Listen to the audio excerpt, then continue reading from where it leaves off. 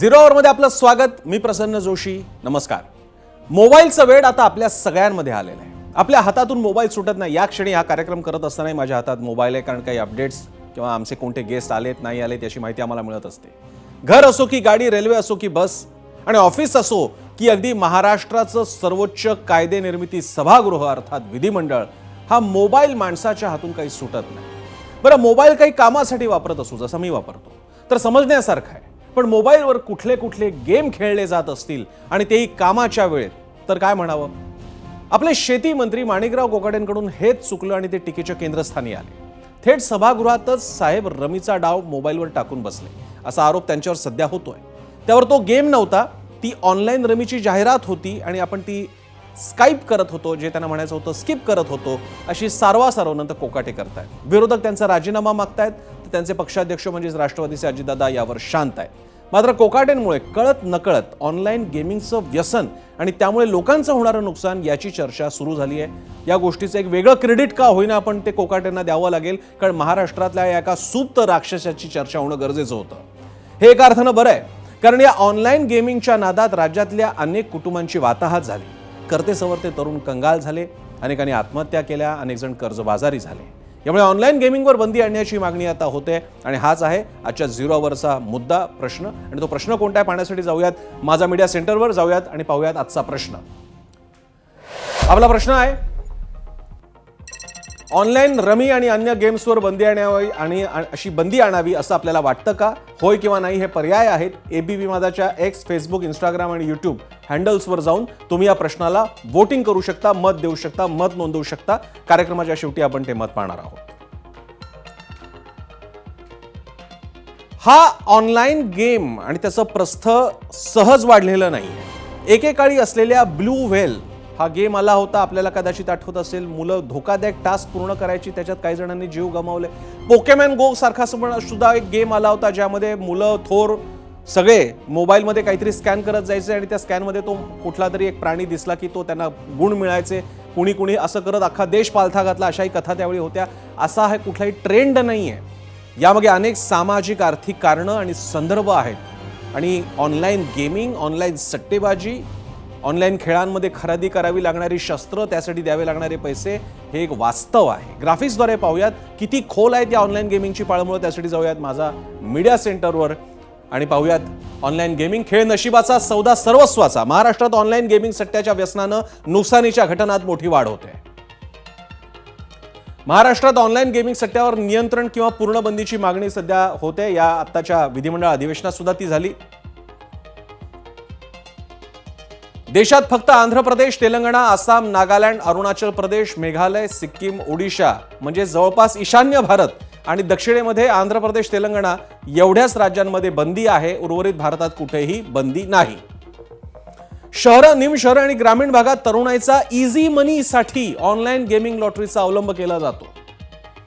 ग्रामीण भागातील शेतीचे प्रश्न, बेरोजगारी, कर्जाचा बोजा या घटकांमुळेही ऑनलाईन गेमिंग सट्ट्याला वाढता प्रतिसाद आहे. हे लक्षात घेऊया आपण सगळे.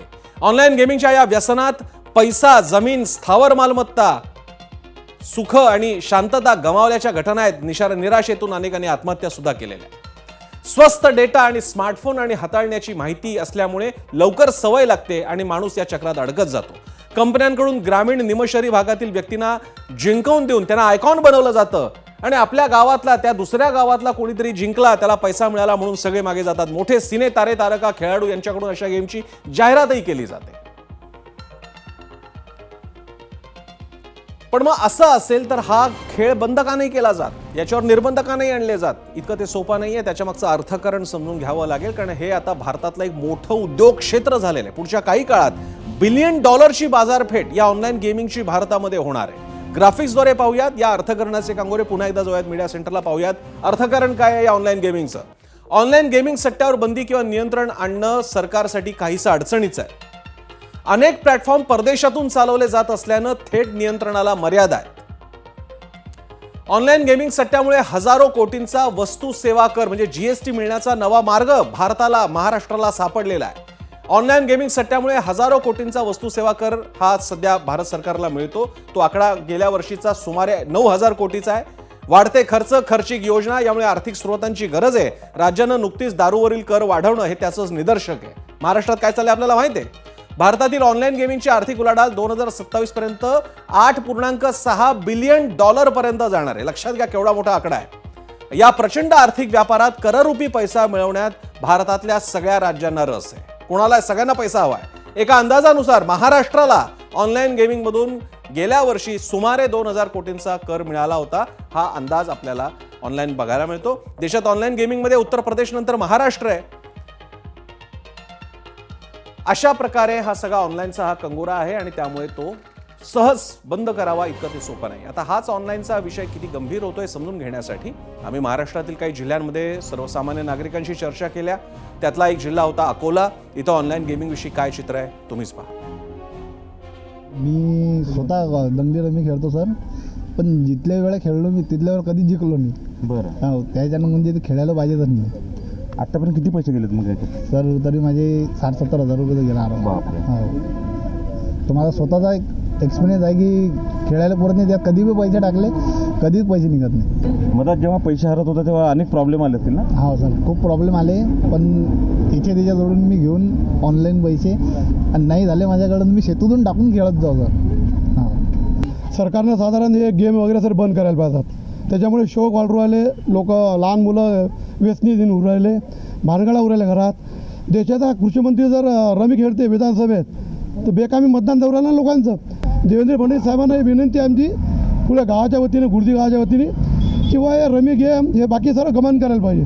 जवान पिढी पुढे खलास उरू राहिली ना, पुढे काय करा, भविष्य काय देशात आपल्या. नीट ऐकलीत ही तुम्ही प्रतिक्रिया. अकोल्यातील एका तरुणानं 60-70 हजाराचं कर्ज झालं आणि किती त्रास झाला ही भीती आपल्याला सांगितली. तुम्हाला वाटेल 60-70 हजाराचं काय घेऊन बसलाय? तसं नाहीये. सुरुवात अशीच होते. पहिल्यांदा वाटतं 60-70 हजार, मग जरा आणखी टाकून बघूया, जुना लॉस सुद्धा आपण भरून निघूया. असं करत करत हजाराचा आकडा लाखांमध्ये जातो. त्याचंच एक उदाहरण पिंपरी चिंचवडमधून समोर आलं. इथला तरुण आहे जय जाधव, अवघ्या 26 वर्षांचा. त्याची गोष्ट अजून धक्कादायक आहे. पाहूया. जय, सुरुवातीला तू या गेमच्या आहारी नेमका कसा गेला हे सांग.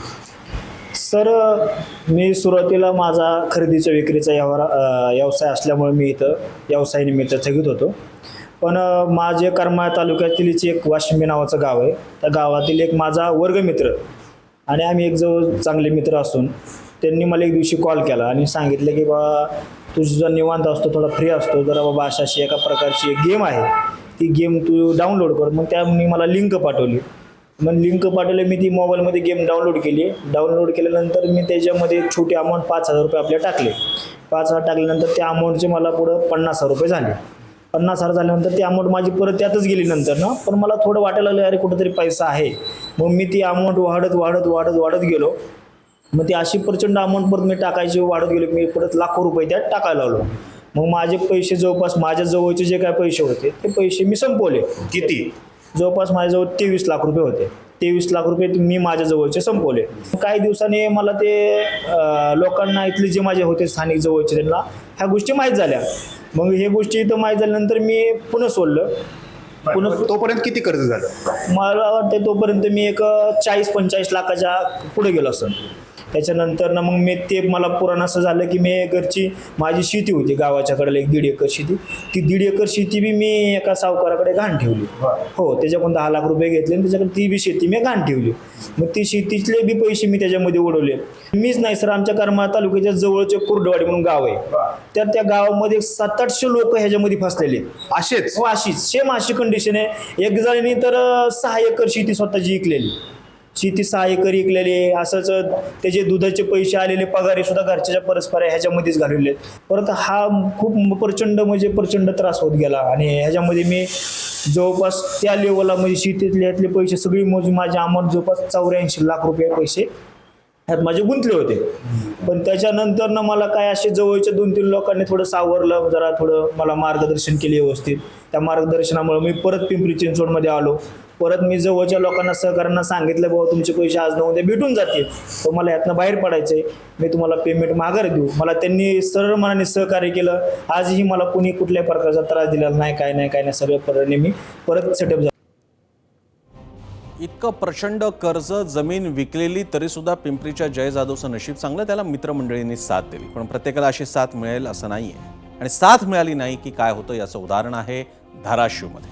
इथल्या बावी नावाच्या गावातली घटना आहे. लक्ष्मण जाधव नावाचा तरुण, पेशानं ट्रॅक्टर ड्रायव्हर, म्हणजे त्याचं उत्पन्न जेमतेम असेल हे तर उघड आहे. त्यात त्यानं 3 वर्षांपूर्वी त्याचं लग्न झालं, वर्षभरात मुलगा झाला, हसत खेळत कुटुंब होतं. पण त्यालाही ऑनलाईन गेमिंगची दृष्ट लागली. लक्ष्मण जाधव ऑनलाईन गेमिंगमध्ये इतका गुरफटून गेला, कर्जबाजारी झाला आणि ते कर्ज इतकं वाढलं की त्याला वडिलोपार्जित मिळालेली अवघी 1 एकर जमीनही विकावी लागली.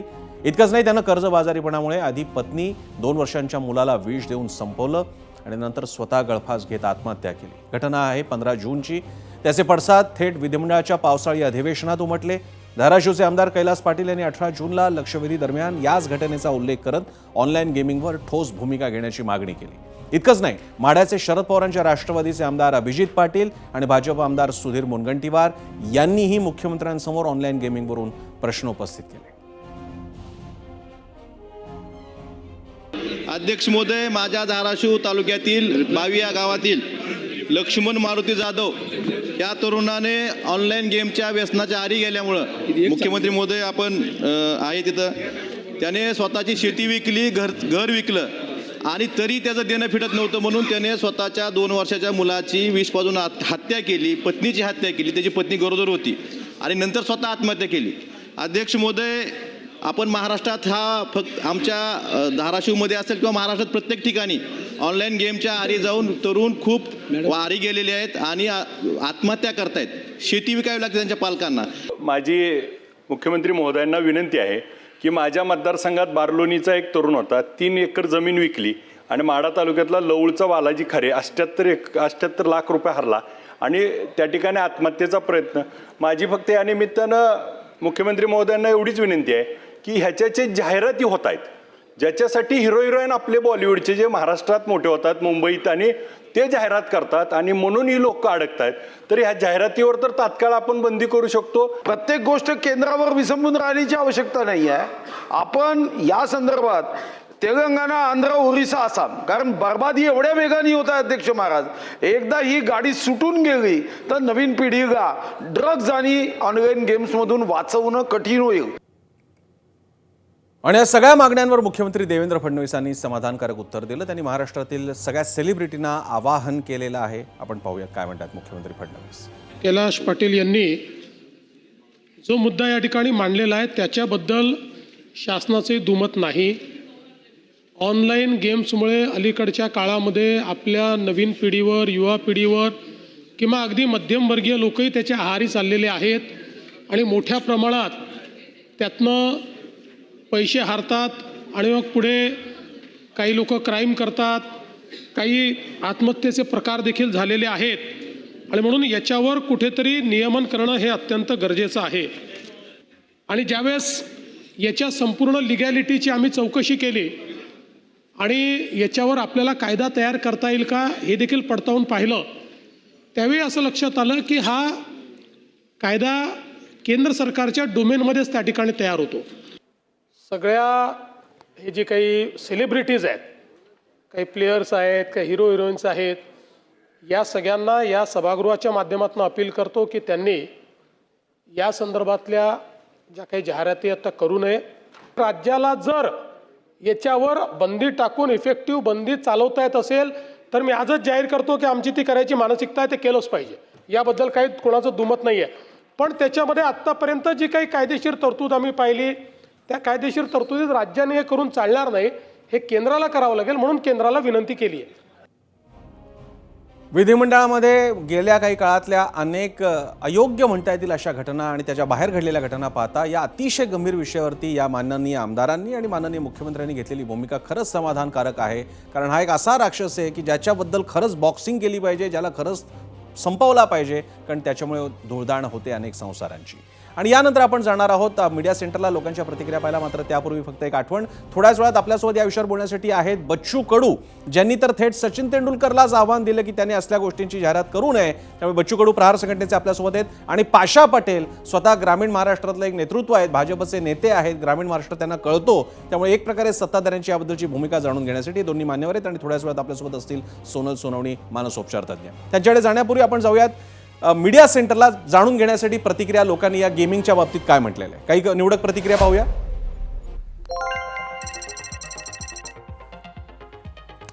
चांगल्या मुलांना याचं वेड लागतंय आणि ते रस्त्यावर येत आहेत. शोभा देशमुख लिहितात युट्यूबच्या आमच्या हँडलवर.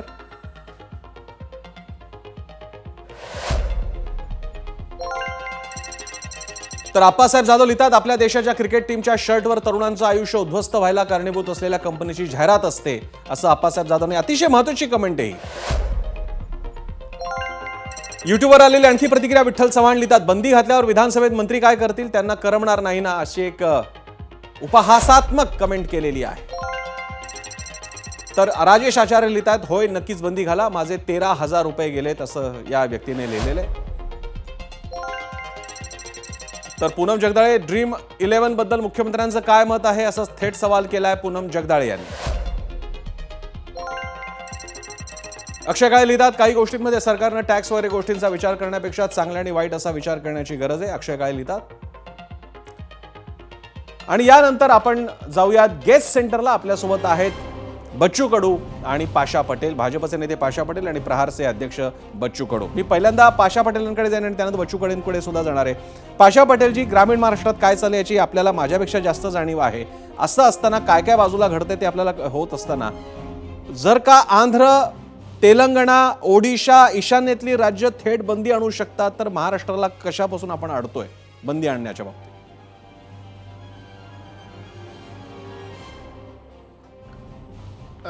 हे बरोबर आहे की आता आपण विधान भवनातलं कामकाज दाखवलं, माननीय मुख्यमंत्री महोदयांची भूमिका तुम्ही दाखवली. माननीय मुख्यमंत्री महोदयांनी महाराष्ट्राच्या हिताच्या संदर्भामध्ये जे बोलायला पाहिजे होतं ते त्यांनी बोललेलं आहे. आणि खरंच हे जे खेळ आहे ना, हे ग्रामीण भाग उद्ध्वस्त केल्याशिवाय राहणार नाही. का तर माझ्या गावामध्ये 30 लाख रुपये एका शेतकऱ्याच्या मुलाने हारलेलं आहे. बापरे. आणि ही लागण कशी आहे माहितीये का, ही व्हायरस किती विचित्रपणे पसरतो. मग आता किल्लारी नावाचं जे गाव आहे त्या गावामध्ये एकाला लॉटरी खूप मोठी लागली अशी अफवा झाली. तर त्या दिवशी रात्री 4 ते 5 हजार लोकांनी हे डाउनलोड केलेलं आहे. म्हणजे एवढं विचित्रपणे हे चाललंय. आणि गावात 100-100, 200-200 पोरं शेताला न जाता, घराचं कुठलंही काम न करता या गेमिंग मध्ये अडकलेले आहेत. हे एवढं विचित्र आहे. हे ताबडतोब बंद होणं गरजेचं आहे असं मला दिसू लागलेलं आहे. आणि ह्याच्यामध्ये ज्या पद्धतीनं सभागृहातली जी परिस्थिती आपण बघितली, सदस्यांनी, मान्य सदस्यांनी जे प्रश्न उपस्थित केले आणि त्या प्रश्नाला मान्य मुख्यमंत्र्यांनी जे उत्तर दिलेलं आहे, मुख्यमंत्र्यांनी सांगितलेलं आहे, आपण आता सगळ्यांनी ऐकलं, किंवा राज्याच्या अखत्यारीत येत असेल तर ते तातडीने बंद करूत, आणि जर ते केंद्रात असेल तर आपण केंद्राला नक्की शिफारस करूत. आणि आपल्या माध्यमातून मी आता लोकसभेचं अधिवेशन चालू आहे, तर महाराष्ट्रातल्या आता या माध्यमातून जे जे खासदार मंडळी ऐकत असतील ते सगळ्या खासदार मंडळींना, जसं महाराष्ट्रामध्ये आमदार मंडळींनी हा विषय बरोबर लक्षात घेऊन त्यांनी सभागृहामध्ये मांडलं, त्याच पद्धतीनं महाराष्ट्रातल्या खासदारांनी हा विषय लोकसभेमध्ये. पाशा पटेलजी, याचं स्वागत आहे. तुम्ही भूमिका घेताय, 0 आवरने घेतलेला आजचा मुद्दा तुम्ही लोकसभेपर्यंत नेण्यासाठी प्रयत्न कराल असं म्हणताय, याची एक तर पहिल्यांदा स्वागत आहे त्याचं. पण पाशा पटेलजी, तुम्ही मगाशी जो स्वतःचाच अनुभव सांगितला की तुम्ही लातूर आणि बाकीच्या ठिकाणी सांगितलात की एका माणसाला लॉटरी काय मिळाली, एका रात्रीत गावाच्या गावानं ॲप डाउनलोड केलं. मग ही माहिती जर का आपल्यासारख्या नेत्याला कळू शकते, राज्य शासनाला कळू शकते, मला बच्चू कडूंना हा प्रश्न विचारायचा आहे. बच्चू कडूजी, नेत्यांना सगळी वस्तुस्थिती माहिती आहे, आमदारांना माहिती आहे, विधिमंडळात प्रश्न विचारला जातो, मग या ॲपवरती मर्यादा आणण्याच्या बाबतीत, बंद करण्याच्या बाबतीत नेमकं गाडं खोळंबलंय कुठे? कसं आहे, जनतेशी काही संबंध राहिला नाही. नेते म्हणजे घर भरणारे झाले.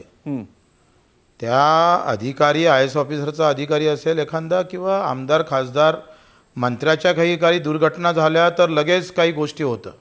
तुम्ही लक्षात घ्या. म्हणजे माणिकराव कोकाटेंनी शेतकऱ्याला भिकारी म्हटलं, काही झालं नाही, पण सरकार भिकारी आहे असं म्हटल्याबरोबर माणिकराव कोकाटेचं खातं बदल करावं लागलं. हे काय दुर्दैव बघा, लक्षात घ्या. आणि ऑनलाईन गेमिंग म्हणजे सरळ सरळ एक्का दुरी बादशाह, म्हणजे ते ऑफलाईनही खेळतायत, ऑनलाईन खेळतायत. म्हणजे मी जर हे ऑफलाईन हा एक्का बादशाह दुरी जर मी ऑफलाईन घरी खेळतो तर माझ्यावर गुन्हे दाखल होते, आणि मी मोबाईलवर खेळतो तर गुन्हे दाखल नाही होत. बरोबर. म्हणजे केंद्रीयकरण केलं, पैसा एका ठिकाणी गेला पाहिजे, एकत्रित पैसा जमा करण्याचा धंदा सुरू केला. फडणवीस साहेबांना बोलले खरी, पण करायला काय झालं त्यांना? हे कर्जमाफी बोलले खरी, पण माफ करायला ते तयार नाही. 20% MSPच्या बोनस देतो असं म्हटलं खरं, पण ते द्यायला तयार नाही. ते बोलतात चांगले, करायला मात्र त्यांचा हात समोर येत नाही. सचिन तेंडुलकरच्या घरावर जाऊन आंदोलन केलं. ते भारतरत्न आहे आमचे साहेब सचिन तेंडुलकर. थोडं तरी लाज वाटायला पाहिजे का नाही? भारतरत्न असणारा माणूस रमीची जाहिरात करतं, बाकी हिरो करतं, आणि मग अशा याच्यावर आम्ही त्यांना काही बोलत नाही. साधं पत्र तरी लिहिण्याचं काम केलं का मुख्यमंत्र्यांनी? का माझ्या राज्यातले एवढे तरुण, एवढ्या आत्महत्या झाल्या, एवढी फसवणूक झाली, बोलून चालणार आहे का हो? हे काही गोष्टी बोलायच्या आणि काही गोष्टी जाणीवपूर्वक करायच्या, हे काही चांगली गोष्ट नाही आहे. आंध्रा करू शकते तर महाराष्ट्र काय करू शकत नाही? महाराष्ट्र हे आंध्रापेक्षा समाज सुधारणेमध्ये एक पाऊल समोर आहो. छत्रपतीनं वतनदारी बंद केली, आणि वतनदारी बंद केली म्हणून संभाजीराजेचं बलिदान झालं. शिर्केचं वतन जर दिलं असतं तर कदाचित संभाजीराजावर हे वेळ आली नसती. जीव गमावला राजानं, पण वतनदारी सुरू केली नाही. ही विचार ह्या रामराज्याच्या, भाजपच्या रामराज्याच्या या राज्यामध्ये येणार कधी? छत्रपती शिवरायाची शिवशाही खरंच आणणार की बच्चू कडूजी, मी हा प्रश्न विचारतो. राहणार का मी विचारतो. दरम्यान आपल्यासोबत आता डॉक्टर सोनल सोनवणी सुद्धा, ज्या मानसोपचार तज्ञ आहेत, त्यांच्याकडे मला याच्या मागच्या मानसिकतेबद्दल विचारायला जायचंय. पण त्यापूर्वी पुन्हा एकदा मला जायचंय पाशा पटेल यांच्याकडे. पाशा पटेलजी, असं काही आहे का, जी काही माहिती आम्ही या कार्यक्रमासाठी गोळा केली 0 वर्ष आजच्या, 9,000 कोटीचा सगळा खेळ आहे, जो काही GST जमा होतो या ऑनलाईन गेमिंगमधून भारत सरकारचा, तो 9-10 हजार कोटीचा आहे. महाराष्ट्राचा वाटा किमान 1,000-1,500 कोटीच्या घरातला आहे. उत्तर प्रदेशच्या नंतर सर्वाधिक ॲप युजर्स महाराष्ट्रातले आहेत. महाराष्ट्राला, आपल्याला तर कल्पना आहे, सध्या इन्कम मिळवण्याच्या बाबतीत अडचणी होत आहेत. कोकाटे काय म्हणाले ते शब्द मी वापरणार नाही, पण हे पण आपल्याला कल्पना आहे की दारूवरचे टॅक्स वाढवण्यात आलेले आहेत. आणि दुसरीकडे मायक्रो फायनान्स कंपन्या, 1,000-5,000साठी सुद्धा लगेच लोन देणाऱ्या कंपन्या, आणि गावोगावी हा जो सगळा सट्टेबाजार सुरू झालाय, त्याच्या मागे डबघाईला आलेली शेती आणि उत्पन्नाचं साधन नसणं, वाढती बेरोजगारी.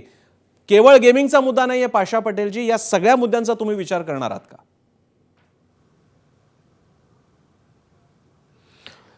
नाही, बघा की गावात जर बसल्यानंतर गावातल्या परिस्थितीचा अंदाज येईल. आता तुम्हाला सांगतो, मी पहिलंच माणसं डिस्टर्ब आहेत. मी तुम्हाला 2 भागातली माहिती सांगतो. मी आता परवा सांगली जिल्ह्यामध्ये गेलो होतो, तर 2 महिन्यापासून पाऊसच उघडला नाही, आणि आमच्या लातूर जिल्ह्यामध्ये पाऊसच आला नाही. म्हणजे तिकडं पाऊस पडून पीक गेले, आणि इकडं पाऊस न येता पिकं जाण्याचा धोका तयार झालेला आहे. ही जी मानसिकता आहे, हे जे टेन्शन आहे, आणि अशा परिस्थितीमध्ये पुन्हा हे गेम आहे करमणुकीला. माणसाला कसं आहे की डोक्याला काहीतरी ताप असला की काही त्याला करमणुकीचं साधन लागतं, आणि मग या इथं त्यांना सापडलेलं आहे. आणि म्हणून मला एक अपेक्षा आहे, ती अशी आहे की माननीय मुख्यमंत्री महोदयांनी ज्या पद्धतीनं पॉझिटिव्ह उत्तर दिलेलं आहे, मला वाटतं देवेंद्रजी फडणवीस साहेब जर ठरवले तर त्यांनी तर सभागृहामध्ये ज्या पद्धतीनं बोलायला पाहिजे होतं, याच्यापेक्षा कुणी जरी असेल तर एवढं चांगलं बोलू शकत नाही. आता ते नक्कीच दिल्लीमध्ये आमचंच सरकार आहे, नक्कीच दिल्लीच्या नेतृत्वाला ते सांगू शकतील किंवा हे बंद करणं गरजेचं आहे. आणि एक गोष्ट लक्षात घ्या की कुठल्या तरी सोर्समधून माहिती मिळाल्याशिवाय काय चाललंय, एका माणसाला काही जगातल्या सगळ्या गोष्टी कळत नसतात. परंतु जर समजा एखादी गोष्ट एवढी मोठी झालेली आहे की लक्षात नाही आली, तर लक्षात कोण जर आणून दिलं आणि संवेदनशील माणूस असला की नक्की त्याच्यावर निर्णय करत असतो.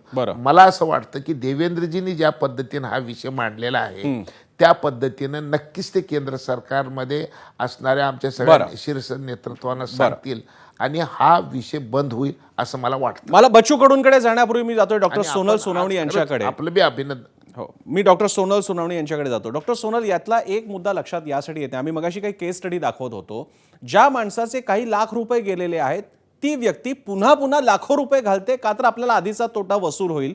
त्या व्यक्तीला असं का नाही वाटत किमान आहे तो तोटा अरेस्ट करूया, तो थांबवूया, तो किमान फेडायचा प्रयत्न करूया कुठल्या तरी वेगळ्या कष्टाच्या मार्गाने आणि मग पुढचं बघू. पण ते आहे त्या कर्जाला वाढवत नेतात. ही कशी काय मानसिकता तयार होते? हा गेमिंग काय हिप्नॉटिझम नेमका काय आहे?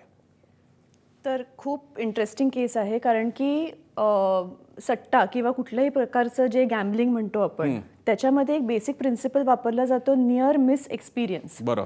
नियर मिस एक्सपिरियन्स म्हणजे काय, तर आत्ता एवढंच राहिलं ना, आता नेक्स्ट मी जिंकीन, आता नेक्स्ट आणखी बस एवढंच राहिलंय माझं आता करायचं, आता नेक्स्ट मी जिंकणार. आणि इट इज ॲडिक्टिव्ह, कारण की जेव्हा आपण जिंकतो तेव्हा डोपामिन म्हणून एक केमिकल आहे जे ब्रेनमध्ये आपल्या रिलीज होतं आणि इट इज व्हेरी रिवॉर्डिंग.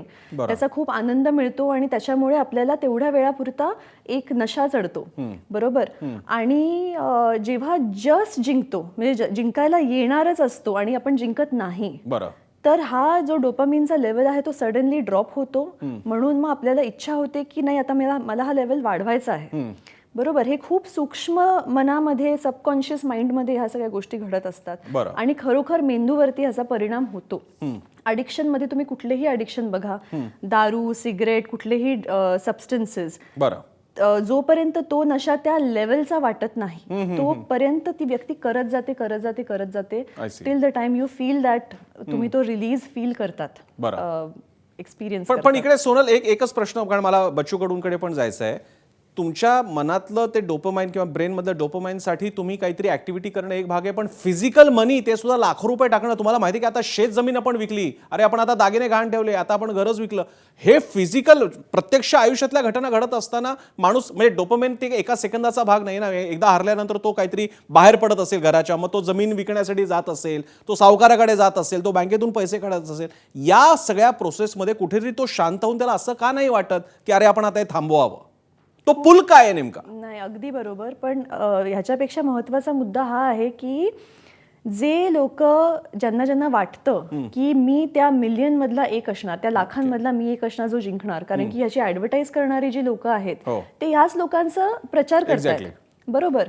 तर प्रत्येकाला असं वाटतं की मी असणार तो लाखामधला एक, आणि जोपर्यंत ती एक भावना येत नाही मनामध्ये की नाही मी त्या लाखामधला एक नाहीये, बरं, तोपर्यंत ती व्यक्ती त्या आशेमध्ये राहते, बरं, की मला ती आशा यासाठी तयार झालेली आहे कारण ग्रामीण महाराष्ट्रातलं आपलं चित्र, गावगाडा सगळा बदललेला आहे. मी बच्चू कडूंकडे हा प्रश्न घेऊन जातो. बच्चू कडूजी, अशी काय परिस्थिती आहे? तुम्हाला ग्रामीण महाराष्ट्राचं जास्त आकलन आहे, म्हणून तुम्ही आणि पाशा पटेल बोलवायचं कारणच ते आहे की अशा इझी मनीच्या बाबतीत, आणि शहरं काय मागे नाही आहेत, मी शहराला काही वेगळं नाही मानत आहे, शहरात तर आहेच, पण किमान शहरामध्ये माणसाचं काय होणारं नुकसान, त्याचा काहीतरी रोजीरोटीचा बंदोबस्त. पण ग्रामीण महाराष्ट्रामध्ये लोक शेतजमीन विकतायत, घरं विकतायत, अशा कथा आहेत आपल्याकडे. हे का होतंय नेमकं? या ऍपच्या पैशाची एवढी गरज काय?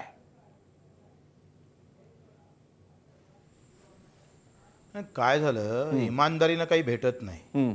मेहनत करान तर घाटाच घाटा आहे, पण बेमानीचे मार्ग लोक स्वीकारतात. तुम्ही प्रत्येक गावात फिरा, जो देशी दारूचा धंदा करतं, दारू विकतं, त्याच्या बिल्डिंगा झालेल्या आहे. 4-4 मजली बिल्डिंगा दिसतं. म्हणजे त्याची खायची सोय नव्हती, पण अवैधरित्या दारू विकणाऱ्या गावातला माणूस 80-80 हजाराचा सोफा घेऊन मस्त गावात राजकारणही करतं आणि देशी दारूचा धंदाही करतं. फार व्यवस्थित, म्हणजे ही मानसिकता आहे. आणि लुटीचं एक नवीन तंत्र तुमच्या हाती मोबाईलमध्ये दिलेलं आहे. हे राज्यकर्त्याला समजलं पाहिजे, कारण मेहनत करून आमच्या हाती येतं तरी काय. तुम्ही सांगा, अजूनही एमआरजेच्या मजूर आले, 8 महिन्यापासून त्यांचा पगार भेटला नाही. पगार म्हणजे रोजंदारी भेटली, बरोबर आहे. मग इमानदारीनं जगणं या देशात कठीण झालं. कष्ट अधिक करान तर मरान, आणि मग तो असे सगळं पाहत राहतं. गावात एखादा तलाठी आला का तो दुसऱ्या दिवशी कारच घेऊन येतो. हो, दुसऱ्या वर्षी, पहिल्या वर्षी फक्त तो गाडीनं येतं, दुसऱ्या वर्षी कार घेऊन येतं. आणि आम्ही 5-5 एकरात मेहनत करून करून असली नसल्या म्हशी काय जनावरं विकून चालवावं लागतं. या देशामध्ये राहिलं काय मेहनत करणारा? कष्ट करणाऱ्याच्या हाती काय ते सांगा ना मला. कोणता कष्ट करणारा सुखी आहे, श्रीमंत आहे, सांगा बरं. काय त्याला भेटलं, तुम्ही दिलं? व्यवस्थित लुटीतून लूट हे सरळ व्यवस्थित तुम्ही सांगा 9,000 कोटी टॅक्स भेटला, या पोलीस अधिकाऱ्यानं किती पैसे खाल्ले, मंत्र्यानं किती खाल्ले, याच्या घरात किती गेले, त्या तेंडुलकरच्या घरात किती गेले, त्या हिरोचे जे जाहिरात करतात त्या अभिनेत्याच्या घरात किती गेले, काळा ना तो आकडा. कोणाचे पैसे? अत्यंत मेहनत करून ज्यांचे लचके तोडून तुम्ही जे पैसे कमावताय याची थोडी लाज वाटली पाहिजे हो आम्हाला. खरं ह्या अशा गोष्टी थांबवल्या पाहिजे आम्ही. बच्चू बोलून कडूजी, पुढं तुमच्या चालतो. भावना तुम्ही आता म्हणजे जेवढं हे मांडलेलं आहे ते तुम्ही सगळा सांगा, विधिमंडळातल्या छत्रपती चर्चेचं आमच्या सार सांगावं कडेवर इतकं तुम्ही केला स्पष्टपणे असता. सांगितलेलं आहे. आणि मी हाच तुमचाच मुद्दा घेऊन मी या चर्चेचा शेवट करायला मी पाशा पटेलांकडे जातो. पाशा पटेलजी, ग्रामीण महाराष्ट्राची स्थिती आहे आणि आधीच काय कमी पाचवीला पोचलेल्या गोष्टी आहेत की आता हे पुन्हा ऑनलाईन गेमिंगचं व्यसन आहे. त्यामध्ये काय होतं ते सुद्धा बघतोय. अडचण अशी की असं काहीतरी दारू पिणारा नवरा किंवा दारू पिणारा कोणी काय घरातला कोणी पुरुष असेल तो दिसतो की ह्याला काहीतरी प्रॉब्लेम आहेत, त्याला रोखलं पाहिजे. मोबाईल घेऊन कोपऱ्यात बसलेला किंवा कॉलेजला सांगून जाणारा नंतर कुठेतरी खेळत बसला असेल, मुलगा चौकामध्ये खेळत असतील किंवा काय करत असतील, सगळं निघून गेल्यानंतर कळतं. एका वडिलांच्या अकाउंटला जोडलेले पैसे त्यांनी म्हैस घेतली होती, घरामध्ये घ्यायची होती त्यांना, आणि 6 लाख रुपये मुलानं गेम खेळण्यामधल्या खरेदीमध्ये गमावून टाकले. त्याला कळलंही नाही की हा पैसा गेलेला आहे. माझा पाशा पटेलजी आपल्याला प्रश्न आहे, या ऑनलाईन केवळ गेमिंगचा मुद्दा नाही आहे, एकूणच ऑनलाईन खेळ किंवा कोणत्याही सर्व्हिसेस आणि त्याला बँकिंग असलेलं कनेक्शन, या बाबतीत ध्येय, धोरणं, समाज प्रबोधन काय होतंय की नाही आपल्याकडे? नाही, समाज प्रबोधन होणं गरजेचं आहे. मी तर आता ह्याच्या पुढचे जाऊन ऐकलो की हे गेम खेळण्यासाठी लोन मिळतं, हे अत्यंत धक्कादायक गोष्ट आहे. की मला काही पोराने सांगितलं, आज म्हणलं एवढे पैसे येतात कुठून? बरोबर आहे. तर ते मला आम्हाला लोन पण मिळतंय. मला एक गोष्ट सांगायची आहे की माणूस ह्याच्यामध्ये संकटामध्ये असलं, परेशानीत असलं तरच हे गरीब माणसं जास्त खेळतात. हे खाऊन पिऊन सुखी असलेल्या माणसाला त्यांच्याकडे वेळच नाही. त्यांच्याकडे वेळ पण आहे, गरिबी पण आहे, डोकं कसं करावं, कुठं कामाला लावावं ह्याची चिंता आहे. अशी माणसं घर दार काही पण विकायला मागे पुढे बघत नाहीत. मला काय वाटतंय की आपण आता जी चर्चा करलो ना त्याच्यापेक्षा खाली, जेवढं खाली गावात गेलं तेवढं हे चित्र अत्यंत भयानक आहे. म्हणजे याला शब्दात, कुठल्याही शब्दामध्ये ह्याचं हे करता येत नाही. का तर 100, 200, 500 पोरं गावात आता आमच्या गावची लोकसंख्या 2,500 आहे आणि 100 पोरं हे जर मोबाईल घेऊन गेम करणार असतील तर ते 100 कुटुंबाचं होणार काय? पाशा पटेलजी, आशा आहे की त्याच्यामुळे तुम्ही हे- जेवढ्या हे- हे मनस्वी फार पद्धतीने हे संसर्ग सांगतायत आणि ज्याबद्दल मी तुमचं अभिनंदन करेन, तुम्ही आणि बच्चू कडू एकाच बाबतीत बोलतायत, ही खूप चांगली गोष्ट आहे. 0 ओव्हरमध्ये असं घडत नाही, दोन्ही वेगळ्या टोकाला असतात. पण हे जर का आपल्यासारख्या ग्रामीण नेतृत्वाला कळत असेल तर कृपा करा, आपल्या राज्य शासनाला सांगा. थेट बंदी आणता येत नसेल तर समाज प्रबोधन तरी केलं पाहिजे, गावकऱ्यांनी ठराव केले पाहिजे, तरुणांवरती लक्ष ठेवलं पाहिजे. नाहीतर ही लागलेली वाळवी घराघरामध्ये पसरेल आणि ग्रामीण भारताचा जो काही कणा आता उरलेला आहे तो सुद्धा नष्ट केला जाईल. आधीच काय कमी शेतीच्या सगळ्या अडचणी असताना हा नवा एक राक्षस आपण आपल्याकडे वाढायला देऊ नये. नको. अनेक महत्त्वाच्या मुद्द्यांसाठी आपण वेळ दिलात. बच्चू कडू आणि पाशा पटेल, आपले आभार.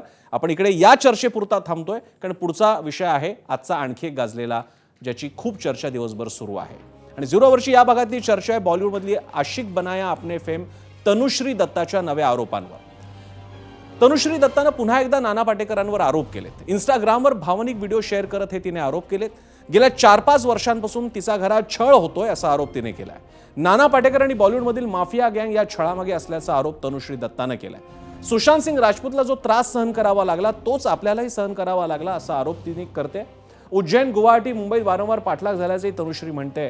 मात्र या सगळ्यामुळे पुन्हा एकदा तनुश्री, नाना पाटेकर, बॉलिवूड आणि अशा बॉलिवूडमधल्या थोडेसे आता चित्रपट क्षेत्राच्या बाहेर पडू लागलेल्यांचे मानसिक अस्वास्थ्य हे विषय चर्चेला आलेले आहेत. आणि यामुळेच तनुश्री दत्ताचे नाना पाटेकरांवरचे ताजे आरोप पाहता अनेकांना एकेकाळची बॉलिवूडची प्रसिद्ध अभिनेत्री परवीन बाबीची आठवण झाली असेल. तिने त्यावेळी अमिताभ बच्चन यांच्यावरती केलेले आरोप आणि आज तनुश्री नाना पाटेकरांवर करत असलेले आरोप बऱ्याच प्रमाणात सारखे आहेत. मीडिया सेंटरला जाऊन ग्राफिक्सद्वारे पाहूयात काय त्यावेळी परवीन बाबी म्हणत होते अमिताभ बच्चनच्या बाबतीत आणि तनुश्री म्हणते नाना पाटेकरांच्या बाबतीत. तनुश्रीमुळे आठवली परवीन बाबी. तनुश्रीने नाना पाटेकरांवर केलेल्या आरोपांमुळे लोकांमध्ये एकेकाळची आघाडीची अभिनेत्री परवीन बाबीची आठवण झाली. परवीन बाबी हिनं त्या काळी अमिताभ बच्चन यांच्यावर गंभीर आरोप केले होते. अमिताभ आपल्याला छळतात, मारण्याचा प्रयत्न करतात यासह अनेक गंभीर आरोप परवीन बाबीनं केले होते. अमिताभ आंतरराष्ट्रीय गँगस्टर आहेत असा दावा परवीननं केला होता आणि तसाच दावा तनुश्रीनं नाना पाटेकरांसोबत केलाय की मन्या सुर्वेचा नाना पाटेकर नातेवाईक आहे. पुढे परवीन बाबीला स्किझोफ्रेनिया किंवा जिला दुभंग व्यक्तिमत्व म्हणूयात असा मानसिक आजार झाल्याचं स्पष्ट झालं होतं. आणि या बाबतीत बोलण्यासाठी पुन्हा एकदा आपल्यासोबत गेस्ट सेंटरला आपल्यासोबत आहेत मगाशी ज्या मानसोपचारतज्ञ आपल्यासोबत आहेत त्या सोनल सोनवणी आणि त्याचप्रमाणे सिने आणि चित्रपट क्षेत्राचे अभ्यासक अमोल उदगीरकर आणि काहीच क्षणात आपल्यासोबत असेल कांचन अधिकारी, ज्या स्वतः सिने क्षेत्रात जवळपास 3 दशकांपासून आहेत आणि निर्माते आणि दिग्दर्शक सुद्धा राहिलेले आहेत. मी सोनल सोनवणींपासून सुरुवात करणार आहेत कारण या सगळ्याचा काहीसा संबंध जो मानसिक स्वास्थ्याच्या बाबतीत जोडला जातोय तो असा. मला सोनल सोनवणी तुमच्याकडनं समजून घ्यायचं आहे की हे जे असे आरोप नाना पाटेकरांवरती आरोप लावत असताना ती म्हणते की माझ्या घरामध्ये काहीतरी कोणी टकटकच करतायत, नोकर माझ्या जेवणात विष कालवतायत, माझा पाठलाग होतोय वगैरे वगैरे. आणि तिने स्वतःच म्हणलेले की तिला एका प्रकारच्या सायकोलॉजिकल कंडिशनचा आता आजार सुद्धा जडलेला आहे. तुम्ही याकडे कसं पाहता? तर सगळ्यात पहिले तर ऑफकोर्स त्यांचं जे पोलीस इन्व्हेस्टिगेशन होणार आहे ते होऊ देत, पण आपण हे मानून चालूयात की रिअलिस्टिकली अगदी वास्तविक काय स्थिती आहे की जर कोणाबरोबर अशी घटना घडत असेल की माझ्या घरामध्ये लोक येऊन चोरी करतायत किंवा माझ्या जेवणामध्ये विष टाकतायत, तर 5 वर्षांमध्ये कितीतरी सोल्युशन्स कितीतरी त्याच्यासाठी तुम्ही फाइंड आउट केले असते. फॉर एक्झाम्पल घरामध्ये कॅमेराज लावणे, तर त्याच्याने तुमचा जो रिस्क आहे जे तुम्हाला वाटतंय तेही कमी होऊ शकतं. आता जी व्यक्ती तिला प्रॉब्लेम दिसतोय आणि एकदम ठाम विश्वास आहे की हाच प्रॉब्लेम आहे आणि त्याच्यावरती सोल्युशनही काढत नाही, त्याच्यावरती काही त्याचा काही मार्गच नाहीये त्याच्या पुढे, आणि तरी सुद्धा हा विश्वास आहे की हे होते माझ्या बरोबर आणि मला ह्याच्याबद्दल काही करता येत नाहीये. तर अनेकदा आपण एवढं तर डिडक्ट करू शकतो की ही व्यक्ती रियालिटीच्या टचमध्ये नाहीये. एक्झॅक्टली. मी त्याबद्दल सोनल मी येतो तुमच्याकडे काही मुद्दे घेऊन. आणखी मला बाकीच्यांकडे पण जायचं आहे. मी अमोल उदगीरकरांकडे जातो. अमोल उदगीरकर सिने चित्रपट क्षेत्राचे अभ्यासक आहेत. अमोल, असे काही ह्या समोर आलेल्या घटना आहेत, पण अशा अनेक घटना तुम्ही पडद्यामागच्या सुद्धा पाहिलेल्या आहेत. न नायक या तुमच्या पुस्तकात तुम्ही अशा प्रकारच्या अनेकांच्या मनाची स्थिती कशी असते जेव्हा तुम्ही क्षेत्राच्या बाहेर जाता, तेव्हा तुम्ही आताच्या या सिनारिओकडे कसं पाहता?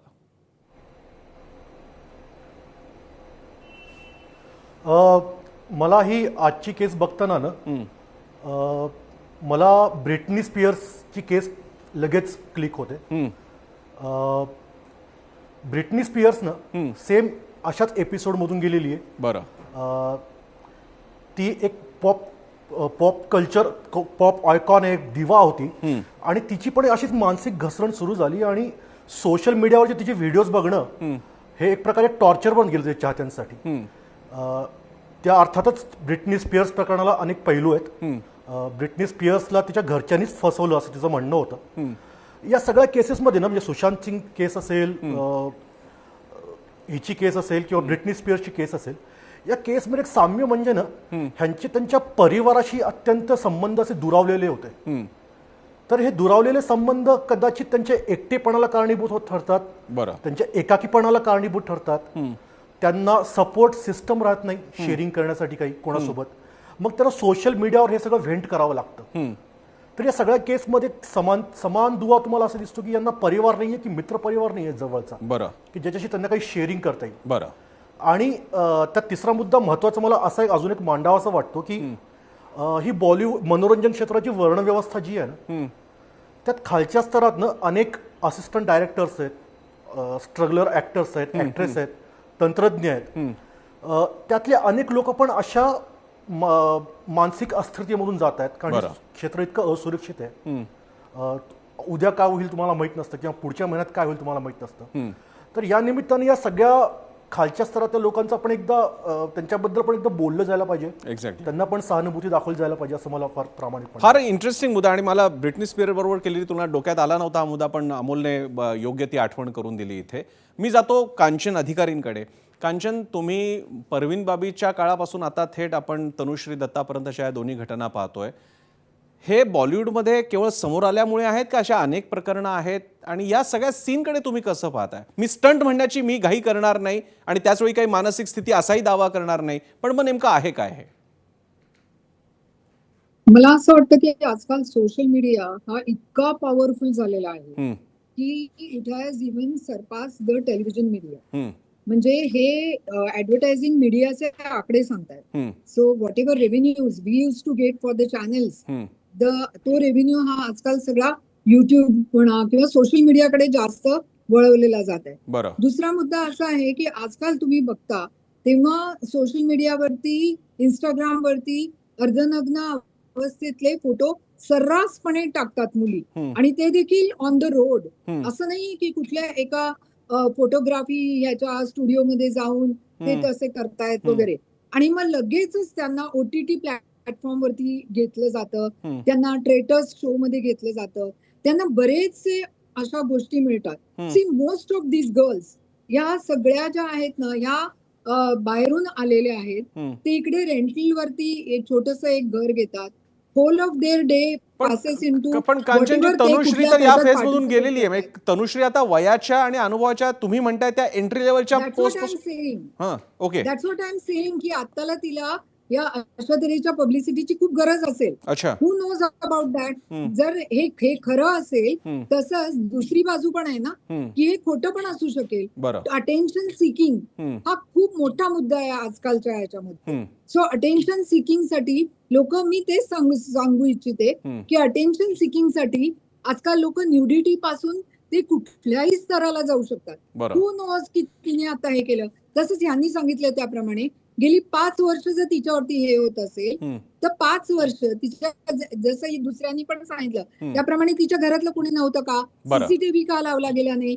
अजून तिने स्वतःच्या मर्जीतला म्हणून कोणतरी एक व्यक्ती असेल माणसाची. एक इकडे माहिती देण्यासाठी आपल्या सगळ्या प्रेक्षकांना, जेव्हा हा सगळा विषय आज दिवसभर मोठा झाल्यानंतर जेव्हा पोलिसांनी स्वतःहून तिला विचारलं की तुम्हाला केस दाखल करायची आहे का, तुमची तक्रार दाखल करून घ्यायची आहे का, तर त्याला तिने नकार दिलेला आहे. त्यामुळे तुम्ही जे एक हायपोथेसिस म्हणताय ते बरोबर आहेत. मी आता जातो पुन्हा एकदा डॉक्टर.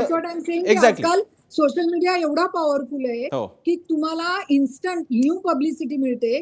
आणि आता तिला कुठल्या तरी बिग बॉसला जायचं असेल, तिला कुठल्या तरी OTT प्लॅटफॉर्म वरती लगेच विचारणा होईल तिला. मग या सगळ्याचा आता कांचनजी, हा एक भाग आहे आणि तुम्ही म्हणताय तो बरोबर आहे, कारण तुम्ही लॉजिकला तुम्ही हे इंडस्ट्री पाहिलेली आहे. पण मी सोनल यांना आपण असं धरून चालूया की त्या ज्या म्हणतात त्यातल्या नाना पाटेकर बाजूला भाग करूयात, पण ज्या बाकीच्या गोष्टी सांगतायत की काय त्यांना कोणते भास होतात, त्यांच्या मागे कोणी लागलेलं आहे, जेवणात विष कालवले वगैरे वगैरे. मला सोनल तुम्हाला विचारायचं आहे, तुमच्याकडे अशा कधी केसेस किंवा तुमच्या फ्रॅटर्निटीमध्ये सायकियाट्रिस्ट आणि सायकोलॉजिस्ट अशा केसेस आलेल्या आहेत का? सर्वसामान्य माणसाला थेट समोरची रियालिटीचे रियाल्मच बदलून जात आहेत, रियालिटीचे डायमेन्शन्स बदलत आहेत, इतक्या टोकाला जाऊ शकतात गोष्टी? 100%. कारण की ज्या पद्धतीने, म्हणजे कोणीही ऐकून पण त्याला त्या व्यक्तीला कळेलच की हे जे बोलतीये ते रिअल असूच शकत नाही. राईट. तिलाही बोलताना हे जाणवत असेल, पण तिच्या चेहऱ्यावरती तुम्ही हावभाव जर बघितले, इतकं पेन, ही व्यक्ती डिप्रेशन मधून गेलेली असणारच आहे 100%. ही व्यक्ती डेफिनेटली डिल्युजनल आहे. म्हणजे ह्या व्यक्तीला कळत नाहीये की खरं काय खोटं काय. थोडंसं मी वाचत होते तनुश्री दत्ताबद्दल. त्या स्पिरिच्युअल मेडिटेशन्स करायच्या, जेव्हा हे आवाज यायचे, दरवाजा खटखटायचे एक्सेट्रा, तर ते काहीतरी मंत्र वगैरे ऐकत बसायची. आणि बाकी म्हणजे तिला क्रॉनिक फटीग सिंड्रोम असं आहे. आता अनेकदा ना डॉक्टर्स डायग्नोज करतात क्रॉनिक फटीग सिंड्रोम, पण हा एक डिप्रेशनचा खूप मोठा सिम्पटम आहे. आणि खूप काळ जर तुमचं डिप्रेशन त्याला तुम्ही काही ट्रीटमेंट दिली नाही तर ते सायकोसिस मध्येही बदलू शकतं. आणि असे बरेच केसेस बघतो आम्ही की कोणीतरी मला फोनवरून कॉन्टॅक्ट करायचा प्रयत्न करतायत, माझ्या TV वरती कोणीतरी कॅमेरा लावलेला आहे, माझ्यावरती चेक ठेवतंय, किंवा मला कोणीतरी किडनॅप करून घेऊन जाणार आहे, माझं कोणीतरी पाठलाग करतंय, आणि इतकं रिअल वाटतं त्यांना. आता हा सोनल तुम्ही सांगत होता, त्याच्यामुळे परवीन बाबीची जी एक जुनी बातमी टाइम्स ऑफ इंडियाच्या एका लिंकवरती मिळाली, त्यात हेच आहेत. त्यांच्या परवीन बाबी एका ठिकाणी म्हणते की गाडीच्या खाली अमिताभ बच्चनने रेडिओ ट्रान्समीटर लावलेला आहे, अमिताभ बच्चन माझ्या मागे लागलेला आहे, अमिताभ बच्चन एक गँगस्टर आहे इंटरनॅशनल. तनुश्री दत्ता म्हणते नाना पाटेकर हा एक गँगस्टर राहिलेला आहे, तो स्वतःच म्हणाला की मी कसा गँगस्टर मी झालो असतो, ऍक्टर झालो नसतो वगैरे वगैरे. मी अमोलकडे जातो. अमोल, या गोष्टी तरी समोर येतात, आता इंस्टाग्राम आणि सोशल मीडिया आहे, पण तुम्ही जसं म्हणाले तसे जे बाकीचे मराठीतले, सुदैवाने मराठीत असं माझ्या माहितीनुसार असा प्रकार बघायला मिळालेला नाहीये. नाव घ्यायला नको, पण अमोल किमान मराठी इंडस्ट्री तरी याच्यातून सेफ आहे, आपले कलाकार, कारण ब्रेकडाऊनमधून, मानसिक ब्रेकडाऊनमधून आपली इंडस्ट्री जात असते.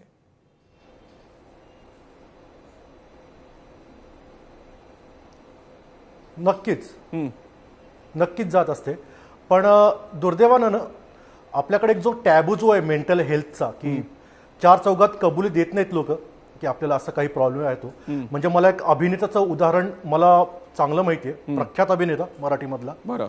एका नवीन कलाकाराच्या आगमनामुळे त्याला इतकी प्रचंड असुरक्षितता वाटायला लागली आणि त्यातून त्याला बरेच व्यसनं आणि त्यातून बरेच आजार त्याला लागले. बरं. तर अशा गोष्टी होत असतात, कारण हे क्षेत्र असं आहे की म्हणजे प्रत्येक शुक्रवारी काहीतरी वेगळी तुमचं स्टेटस प्रत्येक शुक्रवारी वेगळं असतं. पुढच्या महिन्यात तुमचं स्टेटस काय असेल तुम्ही सांगू शकत नाही. बरोबर आहे. सातत्याने एक नवीन टॅलेंट इंडस्ट्रीमध्ये येत असतं आणि ते प्रस्थापितांना आव्हान देत असतं. तर अशा बऱ्याच गोष्टी असतात की त्यामुळे लोक मानसिकदृष्ट्या अस्थिर असतात. बरं. पण हे खरं आहे की मराठीमध्ये त्याचा बबरा फारसा होत नाही. पण मी अगेन तेच म्हणतो की आपली चर्चा फक्त अभिनेते आणि अभिनेत्रींभोवती असायला नको, ती पडद्याआडच्या कलाकारांबद्दल पण तितकीच व्हायला हवी. जसं मी म्हटलं असिस्टंट डायरेक्टर्स आहेत, स्ट्रगलर्स आहेत, असे म्हणजे सतत पेपरमध्ये बातम्या येत असतात. स्पेशली कोरोनाच्या 2 लाटा ज्या येऊन गेल्या, खरं त्याच्यानंतर आपल्याकडे बऱ्याच आत्महत्या मनोरंजन क्षेत्रात पण घडल्या होत्या. एक्झॅक्टली. मानसिक नैराश्यातून आलेल्या. अमोला, तुमचा मुद्दा अगदी बरोबर आहे. केवळ तसेच पडद्यामागचे कलाकार नाही, सर्वसामान्यांमध्ये सुद्धा याची चर्चा झाली पाहिजे, कारण सोशल मीडियामुळे आता सगळेच इन्स्टंट सेलिब्रिटी आहेत. मी कांचन अधिकाऱ्यांकडे कार्यक्रमाचा शेवट करायला एक मुद्दा घेऊन जातो. कांचन, एक वेगळा अँगल असा आहे, 2018 साली तनुश्रीनं 2008 सालच्या केसबद्दलचा दावा सुरू केला आणि त्यानंतर मी टू मुवमेंट जोरदार झाली भारतामध्ये. चांगलं वाईट काही का असे ना, पण या निमित्तानं मुली स्त्रिया बोलू लागल्या आपल्यावरच्या अत्याचारांबद्दल. माझा प्रश्न असा आहे, तनुश्रीच्या या ताज्या वागणुकीमुळे आता तिच्या ह्या गोष्टी जर का सिद्ध झाल्या नाही, ती पोलिसांमध्ये जात नाहीये, तर तिचे आधीचे आरोप आणि त्यामुळे तयार झालेलं वातावरण, या सगळ्यावरतीच एक प्रश्नचिन्ह नाही तयार झालंय आपोआप? ते निश्चितपणानं त्याच्यामुळे प्रश्नचिन्ह तयार होईल. परंतु त्या काळामध्ये नाना पाटेकरला पण ते पुष्कळ सहन करायला लागलं आणि माझ्या अंदाजाप्रमाणे नाना पाटेकरला काही काळ सिनेसृष्टीनी काही फिल्म साईन करण्यापासून रोखलेलं होतं for 1 or 2 years according to my information. I may be wrong but I think so. बऱ्यापैकी म्हणजे मला माहितीये, त्यामुळे मी तेवढं म्हणू शकते. आणि दुसरी मला एक गोष्ट सांगावीशी वाटते की आमचं जे फील्ड आहे ते फुल ऑफ इन्सिक्युरिटीने भरलेलं आहे. आता आम्ही जेव्हा एवढे प्रोजेक्ट करत होते, तर काही दुसरं प्रोजेक्ट लॉन्च होण्याच्या आधीचा जो मधला एक पिरियड जातो, जेव्हा तुमच्याकडे काहीही काम नसतं, तेव्हा स्वतःला एक थोडी मला असं वाटतं अध्यात्माची बैठक ही जी आपल्याकडे आहे ना मराठी माणसांमध्ये, मला असं वाटतं ती खूप इम्पॉर्टंट आहे. Because I have gone through this. माझी काही एवढी केस झाली नाही, परंतु एक असं वाटतं की अरे आता माझ्याकडे काहीच काम नाहीये, अरे आता माझ्याकडे काहीच काम नाहीये. बाकीची लोक तर बाहेर एवढं काम करतायत, बाकीच्या लोकांकडे केवढं शूटिंग आहे. But at that time exactly. कांचनजी, हा म्हणजे फार तुमच्या मनाचा उमदेपणा आहे की तुम्ही इतक्या खुले पद्धतीने या गोष्टी सगळ्यांबरोबर शेअर केल्या. हा अतिशय महत्वाचा मुद्दा आहे.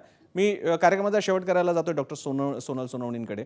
डॉक्टर सोनल, तनुश्रीमुळे हा मुद्दे सगळे समोर यायला लागलेले आहेत, पण आताच्या काळामध्ये म्हणजे इन्स्टंट ग्रॅटिफिकेशन असेल किंवा पटकन लाईक्सची तयार झालेली भूक असेल, पटकन प्रतिसाद द्यायची इच्छा असेल, हे छोट्या छोट्या प्रमाणात भविष्यातल्या मानसिक आजारांची छोटी छोटी पावलं असतात. या दृष्टीने सामान्यांनी काय धडा घ्यावा या तनुश्री प्रकरणातून? धडा असा आहे की प्रत्येक गोष्ट जी दिसती आहे ती खरी असेल असं नाही आहे, राईट?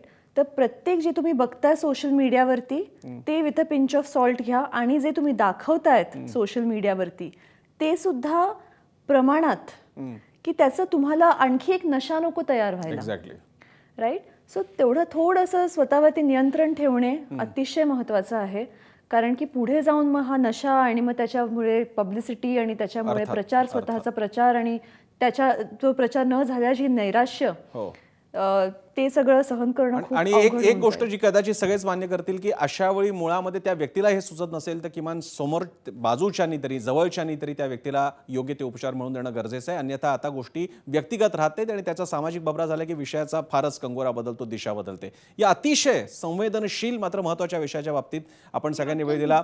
कांचन अधिकारी, डॉक्टर सोनल आणि अमोल, तुम्ही सगळ्यांनी वेळ दिला, तुमच्या सगळ्यांचे आभार. नेहमीप्रमाणे शेवटच्या सेगमेंटमध्ये 0 वर्ष आपण पाहत असतो माझा पोल सेंटरला जाऊन आज पोलला कसा प्रतिसाद आला आणि लोकांनी काय उत्तर दिले पाहूया. त्यासाठीचा आजचा प्रश्न, ऑनलाईन रमी आणि अन्य गेम्सवर बंदी आणावी असं वाटतं का? 16,000 लोकांनी या प्रश्नामध्ये उत्तर द्यायला सहभाग दिला, मतं नोंदवली. 94% लोकांना वाटतंय, तब्बल 94% वाटतंय की बंद करावी, ती बंदी आणावी. 6% लोक म्हणतायत नाही. आपल्या मताचा आदर. आणि यानंतर 0 आवर मध्ये आपण इथे थांबतोय.